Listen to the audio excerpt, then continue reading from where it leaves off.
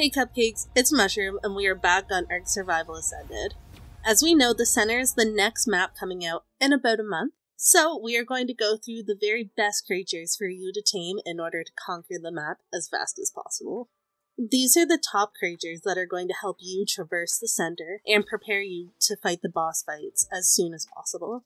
The center is known for being the ocean map, as it's almost fully water with different islands in between. This makes for a lot of difficulty for a lot of creatures by traveling by land, as you almost always have to pass through a large body of water to get to the different islands. Let's get into it with our very first creature on this list, and one of the very first creatures you should attempt to tame on your playthrough, the Baryonyx. The Baryonyx is one of your very best travel mounts for speed through water, while also being really fast on land, so you can use the same mount to travel almost anywhere on the map. There are also caves on this map with large sections of water, so the Bary is ideal for those as well. A huge plus is also that it can fight reasonably well in water but also on land, so you won't be in trouble when getting attacked by most things. So, the Bary is a great land and water mount and can fight, and will be a huge help getting the center's artifacts. It can be tamed really easily as well, just with fish meat, and my preference for taming these creatures is just a fall-in trap, and they can always be tamed very close to the swamp and a couple other smaller pockets throughout the map. The next creature you will want to pick up is game-changing for Ark Survival Ascended. It's the first never-seen-before creature on ASA, the Gigantoraptor. This raptor is the nanny of Ark, and will collect and raise wild babies for you, even without having to kill its parents. This is going to be exceptionally helpful when you're going after Giga babies and Karch babies, and it's even going to help you get these creatures earlier on in the game to make your playthrough go even faster. These babies will gain a buff from fighting side by side with the raptor that raised it. This makes the Gigantoraptor an absolute must to tame as early as possible in your playthrough on the center. Third on our list is a great option when you need an early game aquatic mount that can make it possible for you to explore all underwater areas, the Sarco. While the crocodile has decent speed, it also has strong offensive capabilities, particularly in water. It can deal significant damage to other creatures, including hostile aquatic ones. The center is a series of islands, so when getting somewhere, you often have to travel by water and then immediately by land.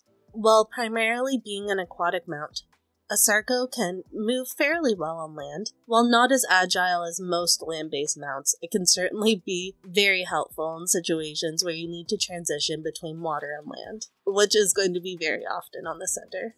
The Sarco isn't going to stay super relevant late game in your playthrough, but when you plan on taming other aquatic creatures, using a Sarco in order to do it is going to make the process so much smoother, especially when you're taming an aquatic creature that you have to go deep in the ocean for. You will need stronger water creatures in order to get some of the boss trophies, but the Sarco is a great stepping stone to help you get there. Fourth on our list is the Thyla.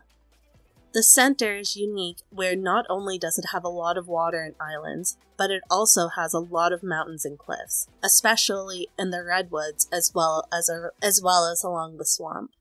Thylas are excellent climbers and can easily scale cliffs and mountains, making them useful for traversing all types of terrain, but it is especially great if you are living in the redwood forest as it can scale the cliffs really easily. As well, the Thyla actually has a decent swimming speed as well. Not as fast as any of the semi-aquatic mounts on this list, but it's definitely serviceable in a pinch. As with the other maps, the Thyla is one of the best caving creatures as well, and a great option for the caves that do not include large pockets of water. It's more of a difficult tame than some of the others listed so far, and definitely harder to find in the wild, but a Thyla is definitely a great option for getting around the center, and especially for preparing you for boss fights. Our next creatures are both mid to late game creatures that typically survivors would go for once they have the first tames on this list to help them. The first of these creatures, and the fifth creature on our list, is the original semi-aquatic beast, the Spino. It's hard to argue with the Spino being a must-tame creature for the center. When talking about both land and water mobility, it's the absolute best creature available on release of the map. Its fighting capabilities are top tier, especially with the water bath. It's an apex predator that can go head to head with some of the Ark's fiercest creatures like the Rex and the Beauty. Spinos are a frequent spawn along the waterways of the center, so you're also going to have no problem finding one to tame, as well as the levels on the center are typically higher than you find on the island, so you'll have no problem bagging a high-level Spino. Once you get at the point in your playthrough that you're able to tame one, I definitely recommend getting one, as not only are they invaluable to the map, they also make your playthrough way more fun. Before we move on to our next creature, remember to like and subscribe if you like this content, as there's going to be plenty more videos before the center is released. Our sixth creature is one that I consider almost necessary for your playthrough on the center. The gentle giant of the ocean itself, the Basilosaurus.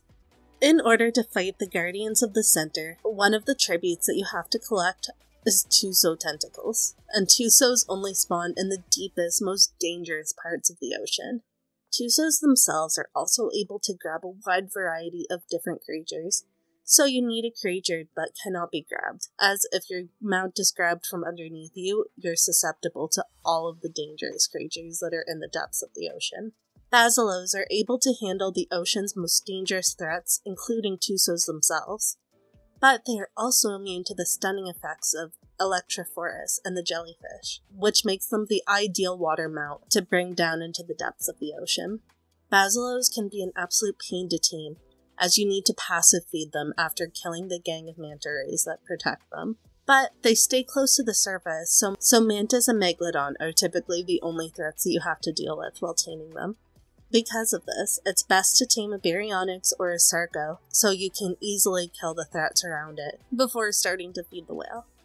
The Basilo may not be the king of the ocean, but he is definitely one of the best creatures that will help you mid all the way through late game. The creatures on this list are great on any map, but they are ideal to help you conquer the center. If you have any other tips on any other creatures that are ideally suited to the center, drop them in the comments below to help out your fellow survivors. Thank you all so much for listening as always, it means so much to me, and thank you so much for all of your comments, and for joining me on our little adventure through the Arks. Until next time, stay fresh, cupcakes.